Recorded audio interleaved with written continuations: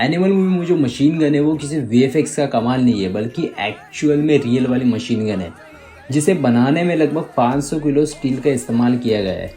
इस गन में एक गाड़ी का इंजन लगाया गया था जो इसे और ज़्यादा रियल बना देता है। उस गन के लिए 15 से 16 हज़ार फेक बुलेट भी बनाई गई थी, जिससे ये शूट करते टाइम पे एकदम रियल बुलेट की तरह लगती है। ये सीन रिकॉर्ड करने को भी 5 दिन लगे थे और मूवी में इस गन के साथ सिर्फ एक ही सीन है। वो चाहे तो यहाँ पे वीएफएक्स का इस्तेमाल कर सकते थे, लेकिन इंस्टेड ऑफ दिस उन्होंने रियल मशीन गन को सिलेक्ट किया, जिससे ये मूवी और भी चर्चा का विषय बनी रहे।